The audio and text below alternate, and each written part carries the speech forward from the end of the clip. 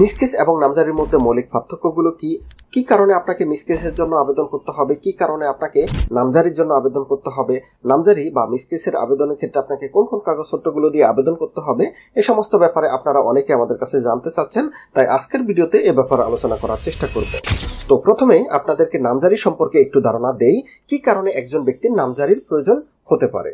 আপনি যখন একটি জমি ক্রয় করবেন তখন আপনার নিজের নামে উক্ত জমিতে সরকারকে খাজনা প্রদান করতে হবে। তো আপনি যখন খাজনা প্রদান করতে চাইবেন তখন আপনাকে যে কাজটি করতে হবে, এতদিন যাবত পূর্বের মালিক তার নিজের নামে খাজনা প্রদান করেছে, তো সেই পূর্বের মালিকের নাম কর্তন করে কেটে দিয়ে আপনার নাম অন্তর্ভুক্ত করতে হবে সরকারকে খাজনা প্রদানের জন্য। তো এই যে পূর্বের মালিকের নাম কেটে আপনার নতুন মালিকের নাম অন্তর্ভুক্ত করার প্রক্রিয়াকে আমরা নামজারি প্রক্রিয়া বলে থাকি।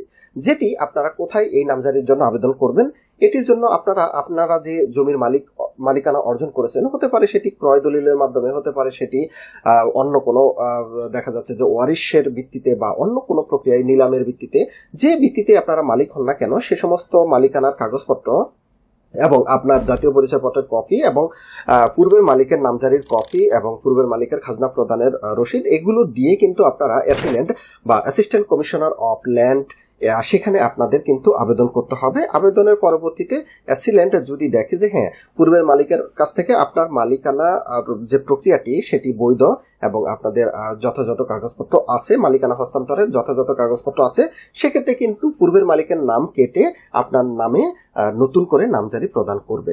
তো এটি কে করে? অ্যাসিলেন্ট মহোদয় করে থাকে। তো যখন একজন ব্যক্তির নাম কেটে নতুন ব্যক্তির নামে খাজনা প্রদান করা হয়, এই প্রক্রিয়াটিকে আমরা নামজারি বলে থাকি। তাহলে কেস ব্যাপারটি কি? সাপোজ একজন অ্যাসিলেন্ট কি করলো, একটি নামজারি প্রদান করেছে এবং সে নামজারির বিরুদ্ধে আপনি সংক্ষুব্ধ হয়েছেন বা আপনাকে ক্ষতিগ্রস্ত করেছে। তাহলে যে ব্যক্তি অ্যাসিলেন্টের একটি নামজারির মাধ্যমে যে ব্যক্তি ক্ষতিগ্রস্ত হবে বা যে ব্যক্তি সংক্ষুব্ধ হবে, তাকে যে কাজটি করতে হবে, উক্ত নামজারির বিরুদ্ধে মিসকেস মোকদ্দমা দায়ের করতে হবে। তাহলে মিসকেস মোকদ্দমা মূলত একটি নামজারির বিরুদ্ধে সংক্ষুব্ধ ব্যক্তি করতে পারবে। তাহলে এক্ষেত্রে কোথায় আবেদন করবে? যথারীতি অ্যাসিলেন্ট মহোদয়ের বরাবর এই মিসকেসের জন্য আবেদন করতে হবে। কি কি কাগজপত্র দিয়ে আবেদন করতে হবে? সে তার যে সমস্ত মালিকানার কাগজপত্রগুলো আছে সেগুলো দিতে হবে। একই সাথে তাকে একটি আর্জি বা প্রেয়ার লিখতে হবে যে কি কারণে সে সংক্ষুব্ধ হয়েছে বা কি কারণে তার মালিকানা ক্ষতিগ্রস্ত হয়েছে এবং কোন নামজারিটির মূলে সে ক্ষতিগ্রস্ত হয়েছে, সেই নামজারির নম্বর, জোট নাম্বার ইত্যাদি কাগজপত্র এবং সাথে সংশ্লিষ্ট কাগজপত্রগুলো আপনাকে সংযুক্ত করতে হবে।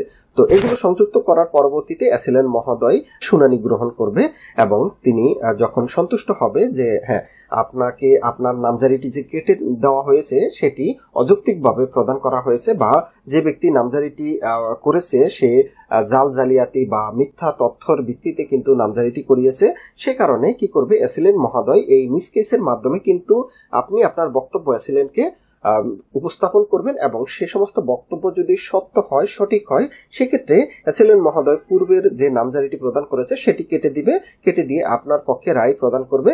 তো ব্যাপারটি হচ্ছে মিসকেস এবং নামজারি দুটোই কিন্তু অ্যাসিলেন্টের বরাবর করা হয়ে থাকে এবং দুটোর এখতিয়ারে কিন্তু অ্যাসিলেন্টের, এবং দুটো ক্ষেত্রে যদিও ভিন্ন ভিন্ন কাগজপত্র লাগে।